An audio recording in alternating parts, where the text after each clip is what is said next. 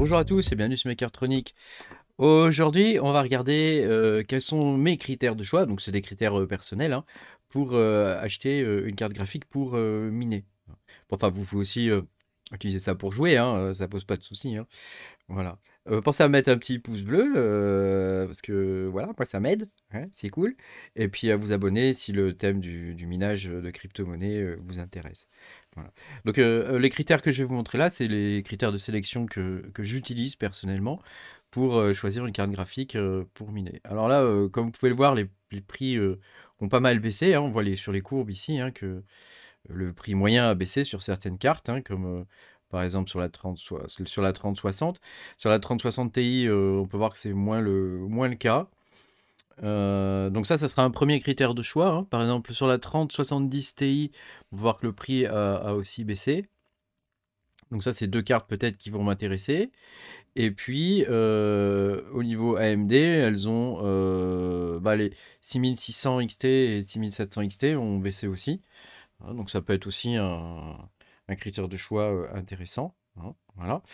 Et voilà, donc l'idée de base déjà, c'est de regarder quelles sont les cartes qui sont pas trop chères, qui ont une efficience qui est à peu près correcte, et surtout un break-even, c'est-à-dire grosso modo que la carte s'auto-rembourse elle-même le plus court possible, quoi. Parce que ça veut dire qu'après, on commence à faire des bénéfices. Hein.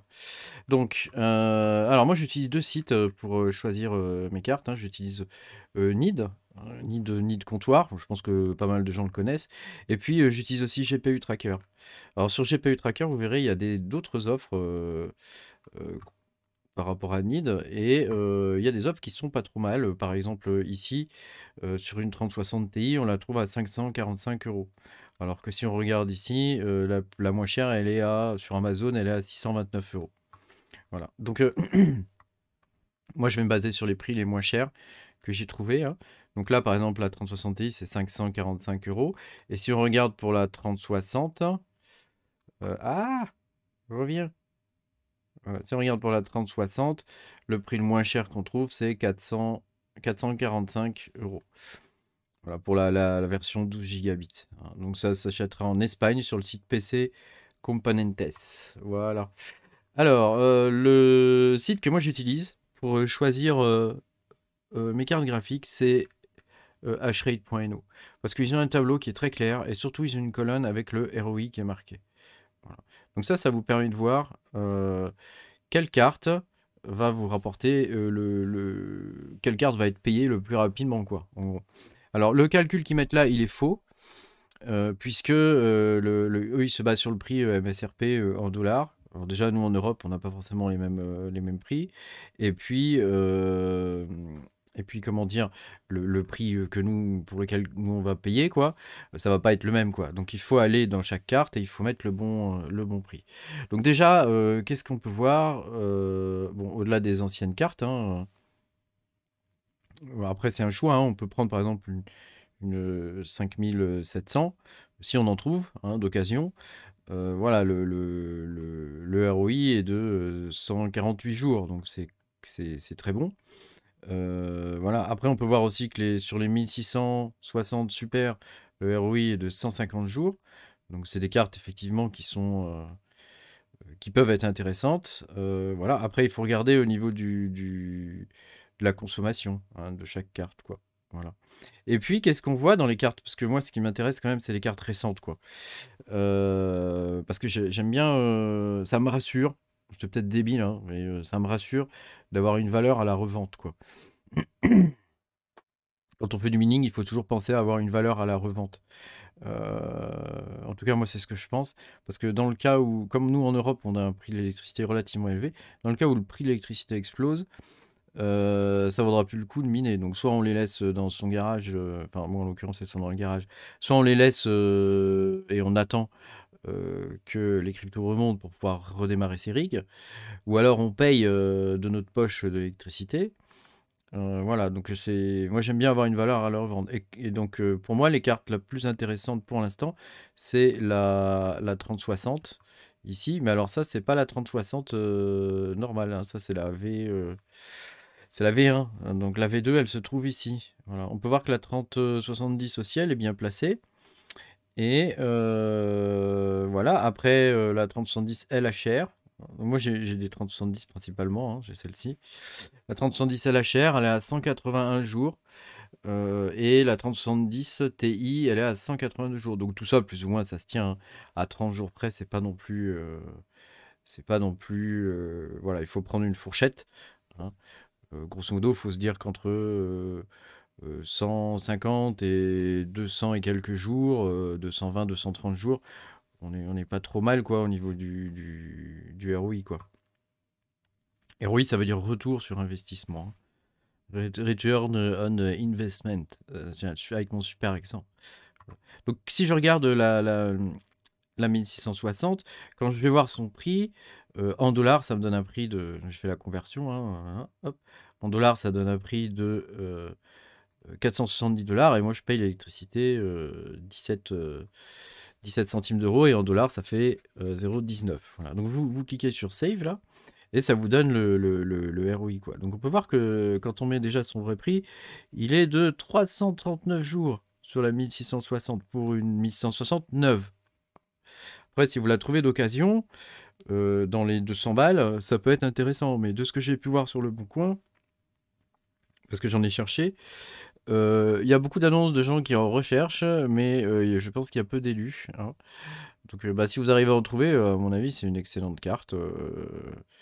En termes d'efficience, elle est correcte, puisqu'on est on est à 0,4.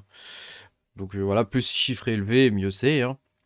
Donc c'est voilà, c'est une carte qui est très bien à mon sens.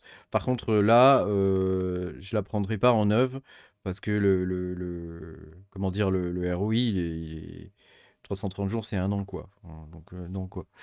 Voilà. Après, il y a la 6700 XT que j'ai sélectionnée. Et là, quand je regarde, le ROI, il est de 348 jours, donc c'est beaucoup trop. Enfin, pour moi, hein, en tout cas. Parce qu'après, voilà, comme c'est un investissement, chacun peut y trouver son compte, hein. Je veux dire, c'est pas parce que pour moi c'est trop élevé que pour d'autres ça le sera pas, hein. Par contre, au niveau efficience, elle est très bien. Donc, sur le long terme, c'est une carte qui est quand même intéressante. Mais ça sera pas mon choix pour cette fois. Après, la 3070 LHR, donc elle a un prix de 813 $ actuellement. Voilà, et on peut voir que le ROI est catastrophique, hein, puisqu'il est de 400 jours, hein, donc plus d'un an, hein. Je laisse tomber, c'est mort. Voilà, la 3070 Ti, c'est plus ou moins la même, avec une efficience tout aussi pourrie, et un ROI de 330 jours. Donc bon, c'est un peu comme les autres cartes qu'on a vues jusque-là, hein, c'est pas intéressant du tout. Voilà, après on a la 3060 Ti. Alors là, on commence à trouver des trucs un peu plus intéressants, où le ROI, il est de 285 jours. Bon, ça fait quelques mois quand même, hein, voilà, mais c'est moins de 1 an déjà. Ça va faire une dizaine de mois, je pense. Voilà, et l'efficience c'est pas la pire, on va dire. 0, on est presque à 0,4 quoi. Donc c'est pas la pire, hein. Quand on regarde par exemple avec la 3070 Ti, l'efficience elle est à 0,35, bon, c'est quand même pas la fête. Et sur la 3070, l'efficience c'est un peu plus correct, mais voilà, ça se paye trop cher quoi. Là, on le paye vraiment trop cher. Voilà. Donc ça, c'est la 3060 Ti est plutôt pas mal. On arrive à 285 jours en minant de l'ETH, hein, bien sûr. Tout ça, c'est sous réserve que le cours de l'ETH se maintienne ou augmente, hein, puisque si le cours de l'ETH augmente, le ROI va baisser. Voilà. Et puis à la fin, on a la 3060 LHR V2 où on a un ROI de 311 jours. De 311 jours pour 520 $. Voilà. Donc c'est quand même pas la fête, on est encore sur des ROI relativement longs. Quand j'ai commencé le minage, le ROI était à peu près de 6 mois, hein, donc on était dans les 180 jours, 150, 180 jours à peu près. Là, c'est quasiment doublé. Après, faut regarder aussi ce que va rapporter la carte, hein. Là, elle va rapporter 1 $, celle-ci, hein. Donc 1 $, c'est quand même pas beaucoup. Ça fait... En gros, vous achetez cette carte, elle va vous coûter 500 balles, 400, je sais pas combien elle est. La 3060, voilà, 445 euros. Voilà, bah 1 euro par jour, quoi. Donc il va vous falloir un certain nombre de jours quand même pour la rentabiliser. Voilà. Alors, quelle carte choisir pour le coup? Bah, faut prendre la carte avec le ROI le plus bas, déjà. Et si possible, avec une efficience correcte. Voilà, moi à choisir, là, je prendrais soit celle-ci, qui a 285 jours de ROI.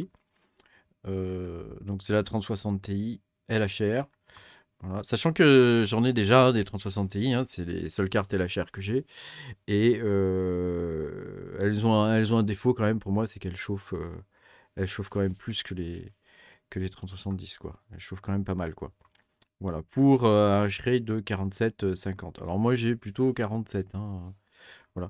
Avec le low power de T-Rex, par exemple, on peut arriver à avoir un peu moins en termes de MHS, mais par contre, on peut gagner en termes de consommation. Donc au final, on est gagnant. Voilà. Après, ça va rallonger un petit peu le ROI, quoi. Voilà. Voilà. Sachant que voilà, regardez bien le truc, hein, faut bien lire les choses, hein. Voilà, actuellement, sur les profits en 24 heures, ça veut dire que la carte, elle est rentabilisée, électricité déduite, en 388 jours, hein. Donc ça veut dire que si vous utilisez, enfin, vous allez payer l'électricité dessus, hein, et ça veut dire que là, en 388 jours, elle sera rentabilisée. Vous ferez break-even, comme on dit. Voilà, après, si on regarde, parce que faut bien regarder, hein, faut bien lire les trucs, quoi, hein. Si on regarde ici, par exemple, là, il est de 517 jours. Donc c'est beaucoup, beaucoup, beaucoup. Ici, il est de 472 jours pour la 3070 Ti. Donc on est encore sur des ROI très longs.